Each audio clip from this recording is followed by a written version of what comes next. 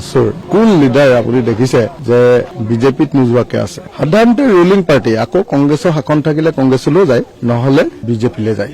আছুৰ সেইকাৰণে লিডাৰবিলাক এতিয়া থকা কেইজনে গালি পাৰিব, তাৰপিছত এতিয়া যিকেইজন ৰিটায়াৰ কৰিব সেইকেইজনে চবে আকৌ বিজেপিলৈ যাব। তাৰমানে জাতীয়তাবাদৰ নামত যেতিয়া মানুহে সাম্প্ৰদায়িকতাবাদক সমৰ্থন কৰিব, ভিতৰি ভিতৰি হিন্দুত্ববাদক সমৰ্থন কৰিব, আৰু এতিয়া চলি থকা হিন্দুত্ববাদী চৰকাৰখনৰ লগত যেতিয়া মনে মনে বুজাবুজিত থাকিব, তেতিয়া আছুৰ নেতাবিলাক আৰু বিজেপিলৈ নগৈ ক'ত যাব? আজিৰ দিনটোত আপুনি আছুক কিবা এটা সংগ্ৰামী কাৰ্যসূচী লোৱা দেখিছে নেকি?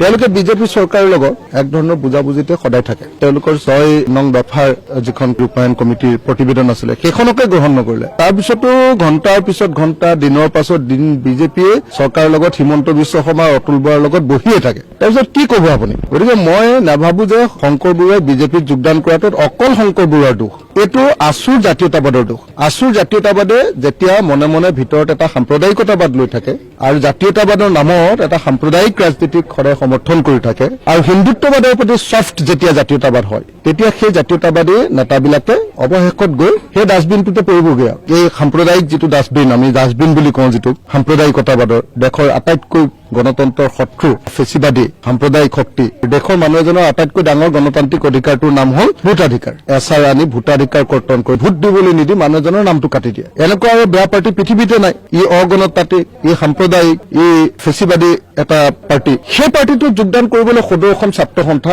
অসমৰ জাতীয়তাবাদী আন্দোলনৰ আটাইতকৈ ডাঙৰ নেতাবিলাক তালৈ গুচি যায়। তাৰ অৰ্থটো কি? যে তেওঁলোকৰ জাতীয়তাবাদৰ ভিতৰতে গণ্ডগোল আছে। তেওঁলোকৰ জাতীয়তাবাদে মনে মনে চৰকাৰৰ লগত সদায় বুজাবুজিত থাকে। তেওঁলোকৰ জাতীয়তাবাদে সাম্প্ৰদায়িকতাবাদ আৰু তেওঁলোকৰ জাতীয়তাবাদে হিন্দুত্বৰ প্ৰতি এটা নৰম ভাৱ এটা ৰাখি থয়, আৰু সেইকাৰণে তেওঁলোকৰ যিমান লিডাৰ একচেপ্ট লুৰিণজ্যোতি গগৈ চববিলাক একেটা ডাষ্টবিনতে পৰেগৈ। আপোনালোকে গম পোৱা নাই কথাটো, আমাৰ উজনি অসমৰ মানুহবিলাকে জানে যে একচুৱেলি ঘটনাটো হৈছে হিমন্ত বিশ্ব শৰ্মাই শংকৰজ্যোতি বৰুৱাক বিজেপিত সোমোৱাটো বিচৰা নাছিলে। তাৰ কাৰণটো আছিলে হিমন্ত বিশ্ব শৰ্মাৰ লগত বৰ্তমানৰ সমুজ্জ্বল ভট্টাচাৰ্য আৰু উৎপল শৰ্মাৰ খুব ভাল সম্পৰ্ক। বৰ্তমানৰ আছু যিটো নেতৃত্ব, সেই নেতৃত্বটোক তেওঁলোকে মোটামুটি মেনেজ কৰি ৰাখিছে।